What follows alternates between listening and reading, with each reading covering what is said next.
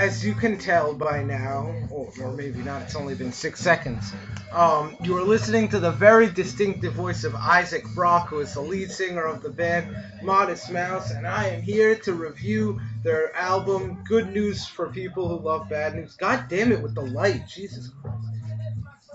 There we go, there we go, you saw it.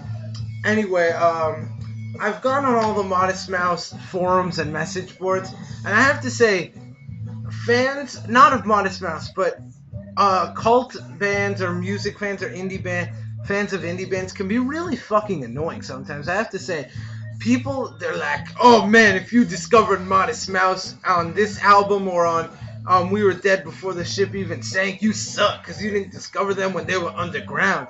And I was like, why do you care? If you like the music yourself, then just keep listening to it. And you know, it's so insecure to insult people just because they didn't discover it when you did. I mean, it doesn't matter. Just let people enjoy what they want.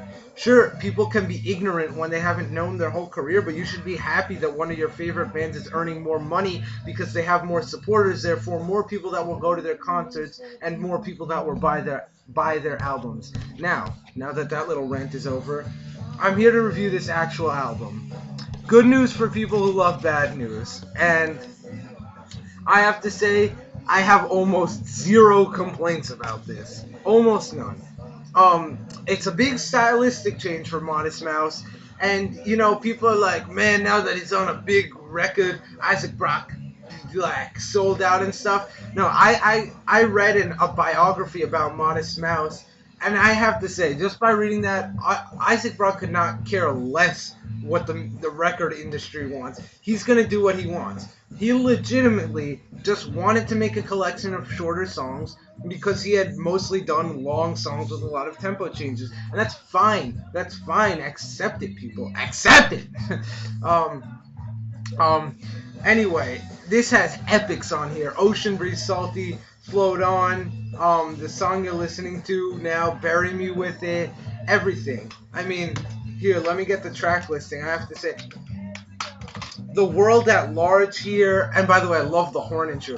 The World at Large here is such this meek little song that's almost depressing here. And then what I love is that although this song depresses you, the next song is Float On, which is about pretty much like staying positive about stuff. And what I love about these two songs, I know I said I love about 6 times, but what I love about these two songs is that they're the exact same riff.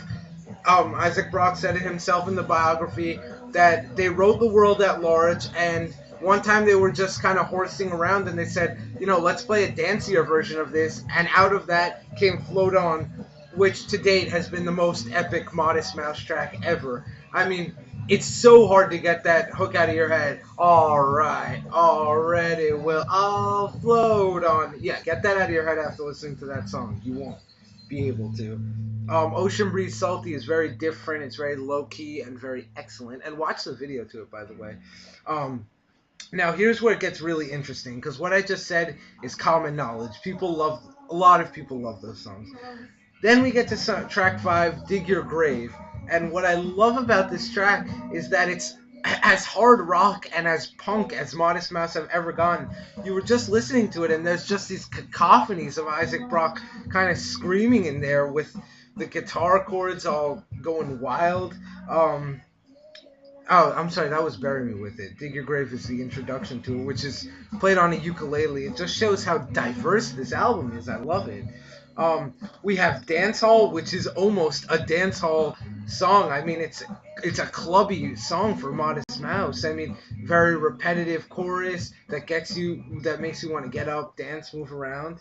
We have Bukowski, which is awesome. You know, I don't want to go track by track here so much, although I would say the other track you must listen to is Black Cadillacs. What an awesome song. But I like every single song on here because they're all each so distinctive, which in the past, Modest Mouse, however good they were on the Moon in Antarctica, or Building Nothing Out of Something, or The Lonesome Crowd of the West, however good they were on that, not every track was distinctive, and you must admit that. And on here, every track is. In fact, even the only track I don't like here, Blame It on the Tetons, is distinctive in its own right in comparison to the rest of the album.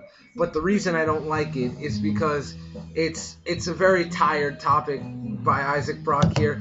He's talked about this on past albums before, with the devil and God and this, and it was them almost trying to at least appease, or not appease, but at least make a song that could have appeared on their other albums. So that's why I don't like it. But that's one of my only complaints. I can't really justify myself giving this a 10 because I don't feel like it's a classic that would be remembered forever. But this is easily a 9.5 or even almost a 9.75, somewhere around there. I'll think about that when I start typing the description on YouTube. And that is the end of my album roulette. I hope it didn't suck as much as I thought it did, but I also have really low self-esteem and shit. Whatever. Watch it, rate, hate, commentate here.